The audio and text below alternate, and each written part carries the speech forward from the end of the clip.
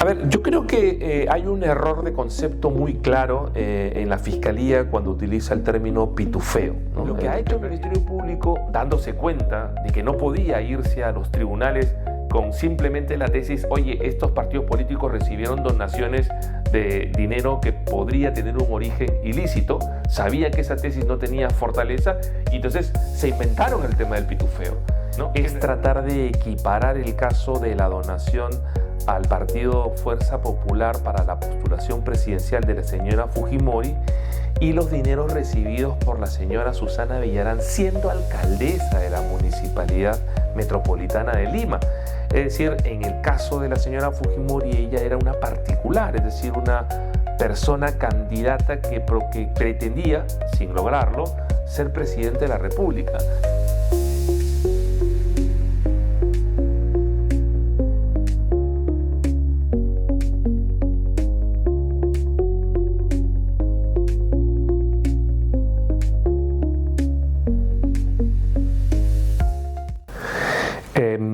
A ver, el Tribunal Constitucional tiene la facultad para poder entrar a analizar si en cualquier proceso penal concluido o en curso se han violado los derechos constitucionales de cualquier ciudadano.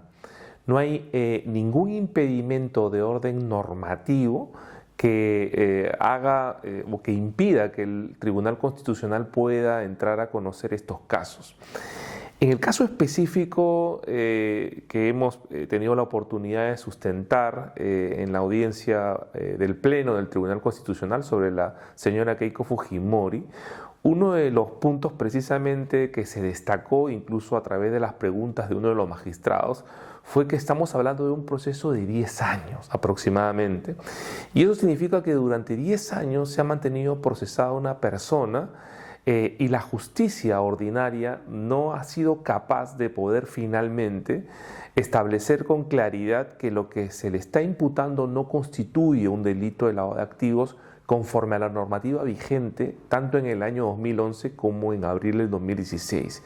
En ese sentido, o sea, dado incluso el tiempo de procesamiento, el hecho claro de que lo que se le imputa no es un delito y el hecho de que la propia justicia ordinaria no ha sido lo suficientemente rápida y clara para poder dejar de procesar a una ciudadana en clara y abierta violación del principio de legalidad, creo que es motivo más que suficiente para que el Tribunal Constitucional entre a proteger debidamente los derechos constitucionales, en este caso de la señora Fujimori.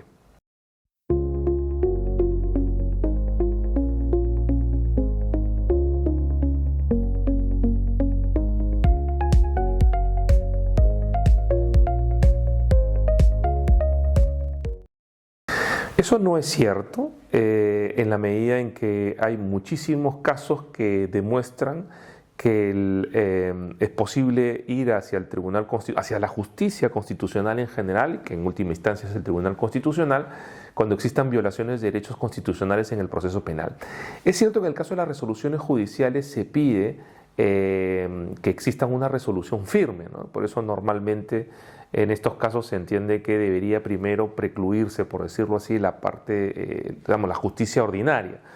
Sin embargo, también es cierto que en este caso el procesamiento de un ciudadano, como es el caso de la señora Fujimori, no es una decisión que sea exclusiva del Poder Judicial, sino que por el contrario, está en absoluta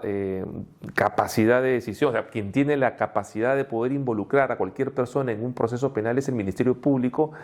a partir de la formalización de la investigación preparatoria, ¿no? Al punto que los jueces no tienen ninguna capacidad crítica, ¿no?, para cuestionar la decisión de la Fiscalía. Por lo tanto, en el caso del habeas corpus planteado por la señora Fujimori, no solamente se cuestionaron las decisiones judiciales firmes que declararon infundadas las excepciones de improcedencia de acción, que eran los mecanismos ordinarios para evitar una persecución en contra del principio de legalidad,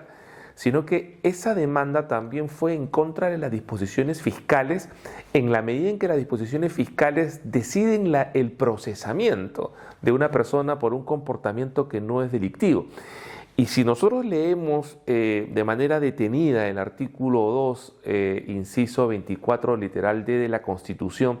que establece y reconoce el principio de legalidad, se va a poder verificar que la prohibición constitucional no se limita a la sanción, es decir, no hay que esperar a que se sancione, sino que incluye como inconstitucional el procesamiento de una persona cuando se le está, valga la redundancia, procesando por un hecho que no constituye delito al momento de su presunta comisión. Por lo tanto, entendemos que claramente del propio tenor de la Constitución, de la propia defensa de los derechos constitucionales y la propia actuación precedente del propio Tribunal Constitucional,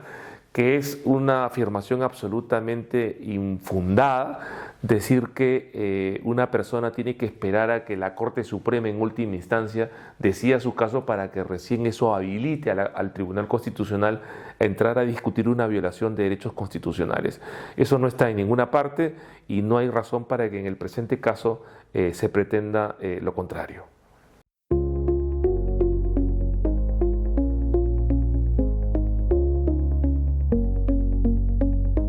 A ver, yo creo que eso no es correcto por una sencilla razón. La Corte Suprema, cuando analiza en casación excepcional la excepción de improcedencia de acción planteada por la defensa técnica del señor Humala, del expresidente Ollanta Humala, lo que hace en este caso es analizar si el hecho formulado en la disposición de formalización en este proceso se puede subsumir en el tipo penal que reprimía en esos momentos el delito de lavado de activos. No hay un pronunciamiento general en esa casación en el sentido de decir que la donación a partidos políticos de dinero maculado constituyen per se delito de lavado de activos. Todo lo contrario, si uno analiza la casación 617, podrá verificar, 2022 nacional, podrá verificar con total claridad que la Corte Suprema dice lo siguiente: la donación a partidos políticos como tal no es delictiva.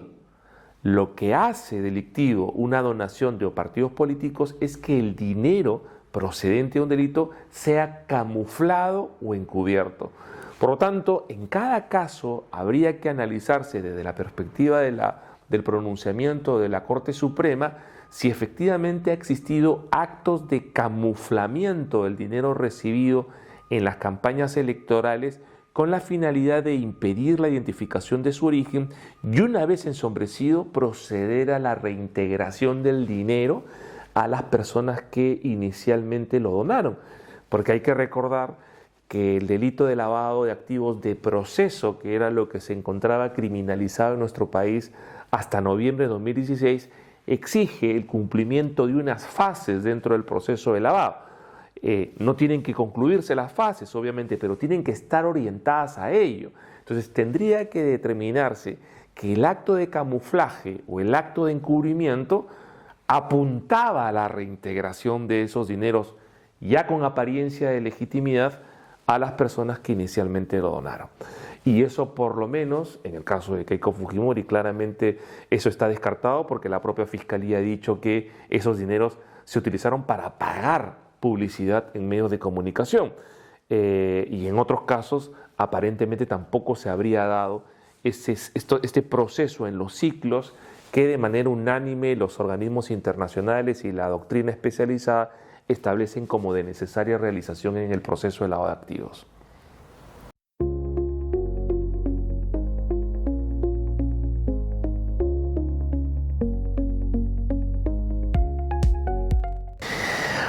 A ver, yo creo que cada caso tiene sus propias particularidades y me parece por lo menos imprudente hacer afirmaciones generalizantes. Pero yo lo que creo que sí podríamos descartar de inicio es tratar de equiparar el caso de la donación al partido Fuerza Popular para la postulación presidencial de la señora Fujimori y los dineros recibidos por la señora Susana Villarán siendo alcaldesa de la Municipalidad Metropolitana de Lima. Es decir, en el caso de la señora Fujimori, ella era una particular, es decir, una persona candidata que pretendía, sin lograrlo, ser presidente de la República. Mientras que en el caso de la señora Susana Villarán, estamos hablando de una persona que, siendo alcaldesa y estando en la gestión de la alcaldía y teniendo como temas de su gestión los contratos de concesión de los peajes, aceptó dinero para con ello financiar su campaña del no a la revocatoria. Entonces me parece que tratar de equiparar ambos casos no resulta procedente por evidentes diferencias. Y en el caso del señor Ollantumala, del expresidente Ollantumala, bueno, sí hay una donación de partidos políticos. En el caso del señor Humala entendería que esto vino de Venezuela y de Brasil. En el caso de la señora Fujimori esto vino también de Brasil, pero también vino de grupos empresariales como el Grupo Empresarial Romero, el Grupo Empresarial Rasmus y la propia Confiep. Y aquí habría que determinar qué es lo que se hizo con el dinero y finalmente si hubo ese sentido de querer eso reintegrarlo una vez ensombrecido. Entendería que en ninguno de los dos casos se presentaría esa situación, pero lo que queda claro, en el caso por lo menos de la señora Keiko Fujimori, es que ese dinero recibido como donación de campaña fue utilizado para los gastos de campaña. Y el propio Ministerio Público ha reiterado, incluso en los alegatos que inicialmente se dio en el juicio que finalmente fue declarado nulo, que los maletines en los que se recibían los dineros se llevaban a los medios de comunicación, mencionando incluso algunos grupos comunicacionales, para poder pagar las campañas electorales. Por lo tanto, parece evidente en el caso de los dineros recibidos por estos grupos empresariales antes mencionados, terminaron, ¿no?, solventando los gastos de campaña. Y por lo tanto es difícil sostener en este caso un supuesto de ensombrecimiento, camuflaje, ni mucho menos reintegración. En el caso del señor Humala no tengo yo conocimiento qué se hizo específicamente con los dineros, pero parecería que tampoco en ese caso se sostiene un supuesto de reintegración. Y creo que finalmente es lo que el Tribunal Constitucional tendría que decidir independientemente de que lo haya planteado la señora Fujimori. Son las donaciones a los partidos políticos en el año 2011 y en el 2010, en abril 2016 o incluso anteriormente en el 2006, ¿son esas donaciones actos de lavado de activos o no? Y creo que es importante que el Tribunal Constitucional lo diga, independientemente de que eso pueda afectar no solamente a la señora Fujimori o al señor Humala, sino también al partido PRISA en su momento, a la señora Lourdes Flores, al entorno, por decirlo, político del partido político que representaba a la señora Lourdes Flores en su momento, también en el caso de Pedro Pablo Kuczynski. Entonces,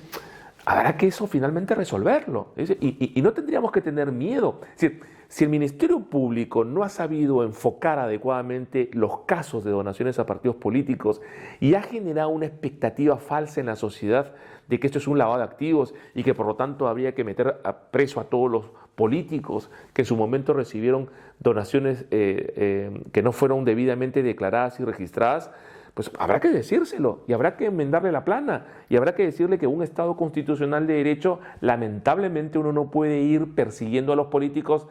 simplemente basándose en el descontento popular, sino que esto tiene que sustentarse en la Constitución y en la ley. Y en ese sentido, si la ley vigente al momento de los hechos, que regulaba el delito de lavado de activos, no criminaliza la sola recepción de dineros, aunque tengan una procedencia ilícita, bueno, le guste o no le guste al Ministerio Público o a personas de determinado sector político, esa es la consecuencia jurídica y así es como tendría que finalmente decidirse.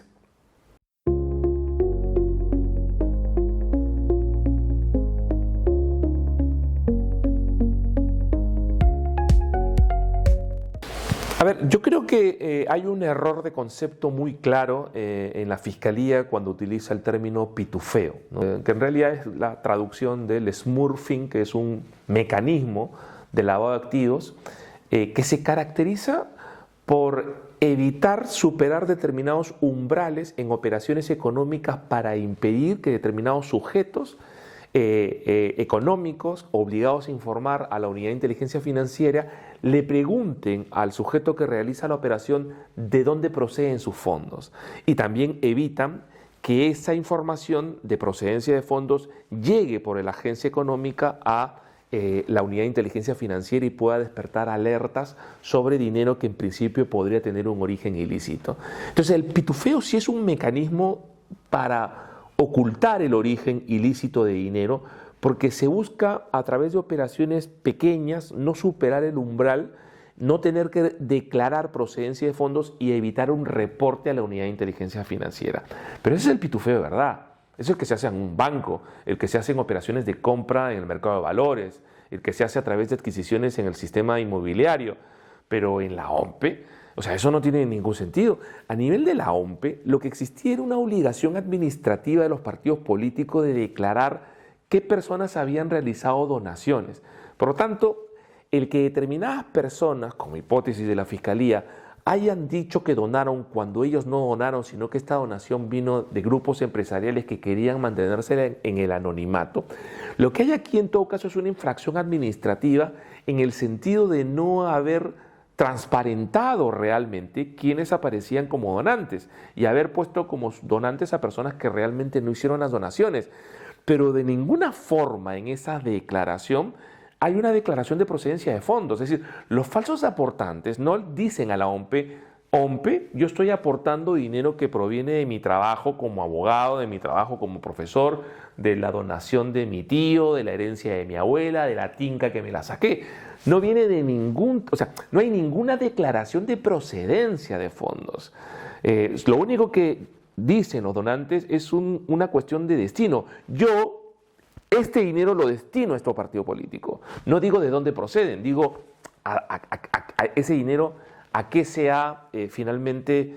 asignado. Y en ese sentido yo creo que lo que ha hecho el Ministerio Público, dándose cuenta de que no podía irse a los tribunales con simplemente la tesis, oye, estos partidos políticos recibieron donaciones de dinero que podría tener un origen ilícito, sabía que esa tesis no tenía fortaleza, y entonces se inventaron el tema del pitufeo, ¿no? Que en realidad no es pitufeo. O sea,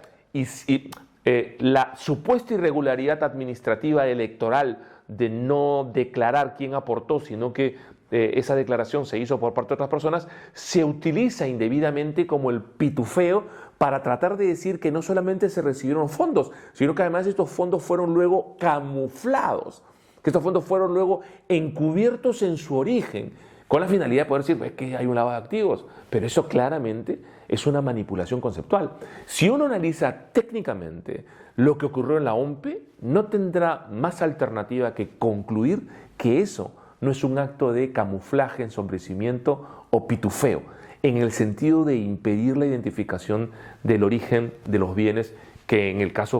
estos casos se presume que proceden de determinados delitos. ¿No?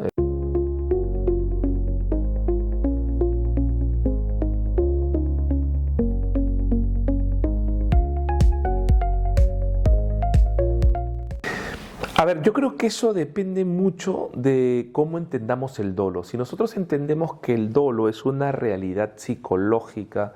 que hay que probar indirectamente, porque no hay forma de probarlo directamente, entonces es muy posible que en ese planteamiento el tema del dolo se convierta en un tema estrictamente probatorio. El dolo finalmente es una realidad interna que habrá que probar, ¿no? Pero eso no es la posición hoy por hoy mayoritaria, diría yo, es una posición en franco retroceso. El dolo es una construcción jurídica sobre el lado subjetivo del delito, sin duda, pero es una construcción jurídica. Tiene una base, por supuesto que tiene una base, y es una persona con unas características, con un entorno, con una realidad, ¿no?, que finalmente determina la posibilidad de atribuirle determinados conocimientos. Simplemente para hacer un paralelo y poder entender el razonamiento, cuando se imputa a un juez el delito de prevaricato, es necesario probar que subjetivamente él conocía la norma que estaba dejando de lado o la norma, digamos, existente, que, por ejemplo, en la modalidad de prevaricato, por citar normas derogadas, tiene que saber el juez subjetivamente que sabía que la norma era derogada, o se puede partir de la imputación de conocimientos de que todo juez, por su propia profesión, tiene que conocer el derecho y no puede indicar como defensa que ante la derogación de una norma, pues él no se enteró. ¿Por qué? Porque al juez se le imputa el conocimiento del derecho, si no, no podría finalmente resolver los casos que llegan ante su juzgado, ante el despacho. Porque finalmente lo que se está haciendo es atribuirle al juez un conocimiento en función de la posición que tiene. Volviendo al caso, si era una conducta generalizada, o sea, si el conocimiento en el año 2011 e incluso en el 2016 era que Odebrecht era una empresa constructora de megaobras, ranqueada, con prácticas corporativas, con premios corporativos, que integraba la CONFIEP, que recibía premios de buenas prácticas corporativas por distintas instituciones, que donaba a asociaciones periodísticas para premios, que tenía actividad también filántropa en relación con determinadas obras de carácter social, contribuyente principal del Estado, se le habían adjudicado muchas obras, muchos proveedores vivían alrededor de ellos, los estudios de abogados les prestaban asesoría sin ningún tipo de cuestionamiento y más bien con disputas para ver quién podía prestarle los servicios de abogacía, las auditorías, las empresas de auditorías que se encargaban de la propia auditación de los estados financieros. Es decir, toda la sociedad en ese momento partía de una empresa seria de construcción de megaobras que llevaba muchos proyectos grandes en el Perú y que por lo tanto contratar con ella, recibir dinero de ella, no significaba ningún riesgo de estar recibiendo dinero maculado. Entonces, pretender cambiar un hecho generalizado, un entendimiento generalizado, con la información que se recibe en mayo del 2017 y con las investigaciones posteriores, pues es por lo menos un despropósito. Es decir, estoy tratando de imputar un dolo como una especie de dolo subsecuente. Es decir, el dolo no sería el dolo al momento de realizar el comportamiento, sino un dolo basado en un conocimiento que viene con posterioridad. Es decir, como ya en el 2017 o en el 2018 o en el 2019 te comenzaste a enterar que Odebrecht no era tan santo y que realmente realizaba actos de corrupción y que posiblemente el dinero que en su momento recibiste fue un dinero que en realidad pudo provenir de delitos, eso es aplicar, o sea, castigar a una persona por una especie de dolo subsecuente, de dolo posterior. Porque claro, lo que estoy haciendo es decir, tú conocías en el momento de los hechos lo que conociste varios años después. Y eso es inadmisible en términos jurídicos. A una persona se le imputa responsabilidad por un delito doloso por el conocimiento que cabe atribuirle al momento de realizar el hecho delictivo. Y al momento de realizar el hecho delictivo no era posible señalar que Odebrecht tenía prácticas corruptivas y que sus fondos con los que realizaba los pagos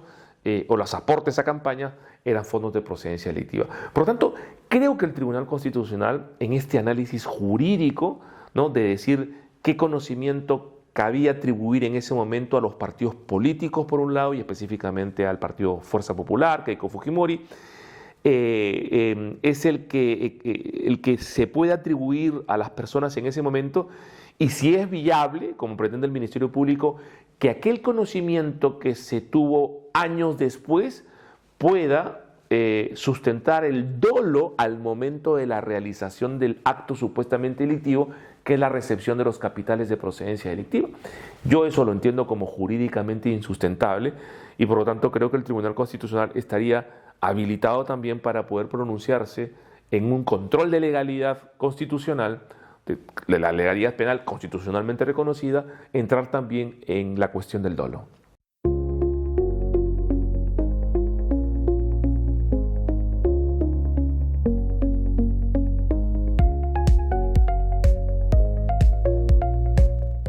A ver, empiezo por lo último. Es decir,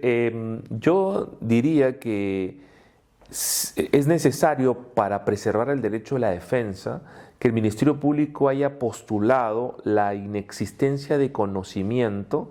pero la posibilidad de construir la imputación del conocimiento a partir de la ceguera deliberada o ignorancia deliberada.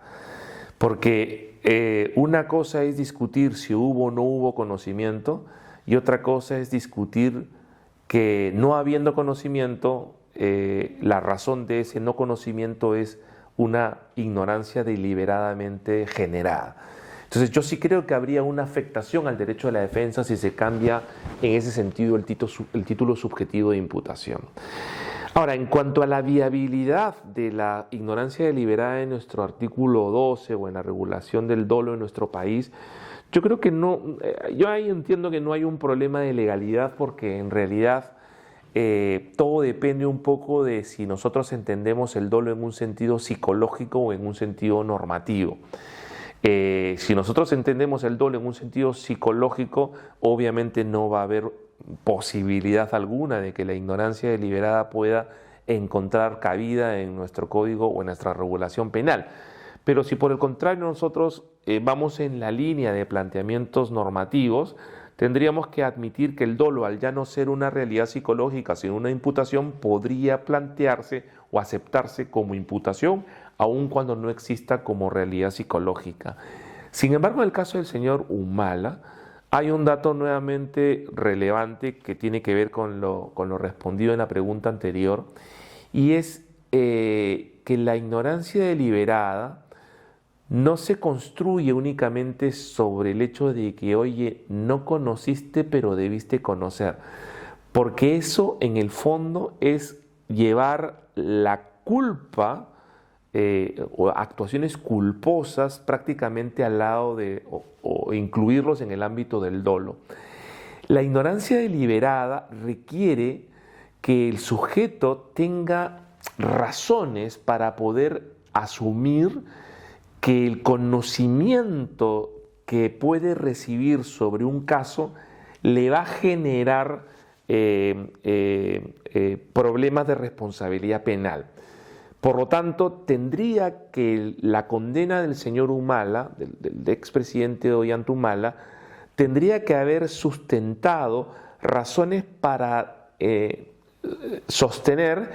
que el expresidente o su esposa en el 2006 y en el 2011, ¿no?, cuando nadie, ¿no?, ni videntes creo yo, tenían capacidad de poder saber lo que hacía y practicaba Odebrecht, cómo ellos podían decir, oye, hay esta posibilidad de que Odebrecht esté utilizando dinero maculado, entonces mejor no preguntar que nos den, de dónde vienen esos fondos. Y yo creo que eso resultaba, por lo menos en esos años, inviable, ¿no? Es decir,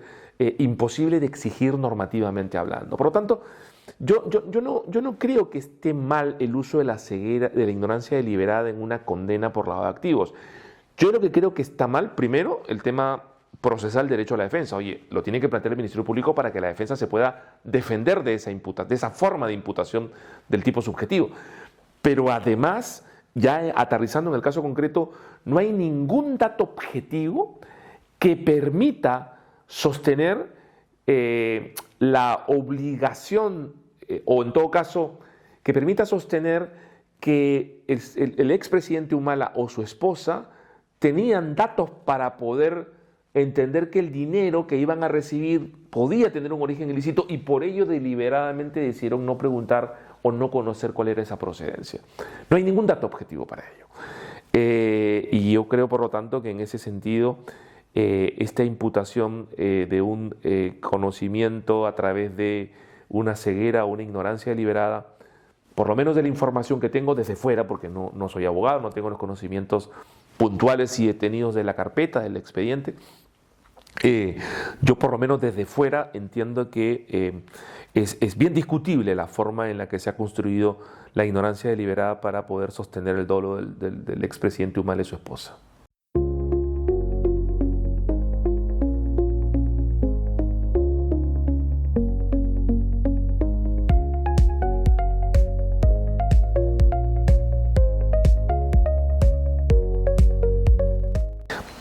Efectivamente, a ver, las convenciones internacionales desde Viena establecen que los delitos tienen que tener cierta gravedad, cierto umbral, superar una determinada gravedad que normalmente está expresado en cantidad de pena, para recién habilitar que los activos que proceden de estos delitos puedan ser materia de un delito de lavado de activos. Y esto está en la convención. Es cierto que las convenciones son referenciales, pero así como hay cierto activismo en ciertos jueces, activismos en términos convencionales, ¿no?, de desconocer la ley nacional interpretando las convenciones, porque se consideran, ¿no?, que las convenciones son también instrumentos normativos, incluso cuando tenga que ver con derechos humanos de rango constitucional, etcétera, etcétera. Claro, yo lo que he visto, por lo menos en las noticias, es que los jueces utilizan las convenciones para incriminar. O sea, mira, ¿sabes qué? Esta norma te beneficia, pero yo hago un control difuso, convencional, de lo que sea, y por lo tanto no, a pesar de que la ley te beneficia, pues yo te voy a mantener procesado, te voy a condenar. Es decir, se recurre a las convenciones y a un control convencional para incriminar, ¿no? O sea, para incriminar lo que la ley ordinaria no lo hace, ¿no? Eso, por ejemplo, se ha visto en el tema recientemente de lesa humanidad, de la prescripción. Se ha visto en el tema en un momento se vio también con el tema de organización criminal, ¿no? Cuando se puso 6 años, entonces se hizo estos controles de convencionalidad. Pero claro, cuando podría existir controles de convencionalidad para decir, oye, si la Convención de Viena, que es la razón por la que en el Perú se criminaliza en un primer momento el delito de lavado de activos, establece la necesidad de un umbral de gravedad para determinados delitos, ¿por qué no también hacer un control en ese sentido y decir, oye, no cualquier delito precedente puede dar pie a un delito de lavado de activos, sino que ese delito tiene que tener cierta gravedad, ¿no? Entonces, ¿por qué ahí las convenciones no sirven o en todo caso no son consideradas, ¿no? Entonces, yo creo que hay quizás en algún sector de la judicatura en el país, esto no lo generalizo obviamente, pero en algún sector de la judicatura hay una, tendencia a tratar de manejar la interpretación y aplicación del derecho básicamente en términos compatibles con los planteamientos de la Fiscalía. Pero cuando por el contrario esto tiene que ver con los planteamientos de la defensa, entonces ahí sí somos oídos sordos, ¿no? Entonces, entiendo que habría obviamente que hacer estas ponderaciones de manera un poco más equitativas, ¿no? Y de lo que se trata finalmente es de conseguir un ordenamiento jurídico justo, ¿no? Que no necesariamente es el ordenamiento jurídico más incriminatorio, sino también un ordenamiento jurídico que incrimine las conductas que realmente merecen y necesitan de un castigo penal, ¿no? Y por el contrario, aquellas que no lo merecen o no lo necesitan, aunque puedan ser moralmente discutidas, aunque puedan ser administrativamente sancionables, no ameritan la suficiente gravedad como para poder ser llevados al instrumento de respuesta más duro que tiene la sociedad, que es el derecho penal, ¿no? Entonces, yo creo que en todo caso, podría perfectamente a nivel judicial reevaluar este aspecto. Y claro, siempre el legislador también puede hacer esa limitación, ¿no? Obviamente bajo la lógica de la última ratio del derecho penal, como bien se ha indicado en la pregunta, pero también, obviamente, para poder evitar un crecimiento exponencial del lavado de activos. O sea, tener una cláusula abierta en esas características significa que cualquier ganancia, por minúscula o por delito mínimo que sea, podría ser tema de lavado de activos.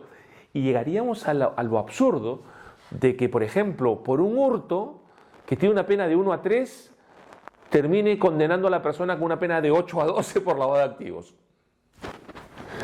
O sea, el hurto, la sustracción del bien, que tiene una pena de 1 a 3 años, por lo menos su tipo básico, si luego yo posteriormente ese activo lo transfiero a otro y ese otro lo recibe sabiendo que es delictivo, pues podríamos llegar, claro, uno podría decir, ¿qué es esta receptación? Bueno, Supongamos que no se da en un contexto de negociación, sino se da en un contexto simplemente de transferencia, de conversión, etcétera, etcétera.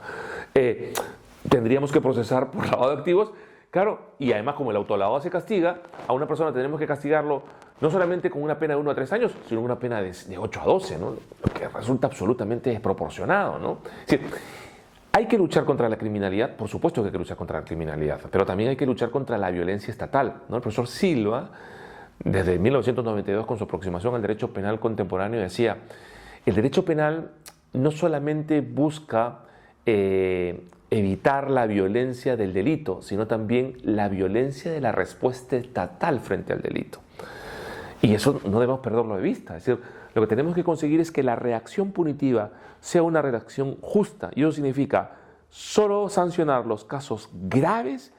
y con una pena que se corresponda a la gravedad de cada caso.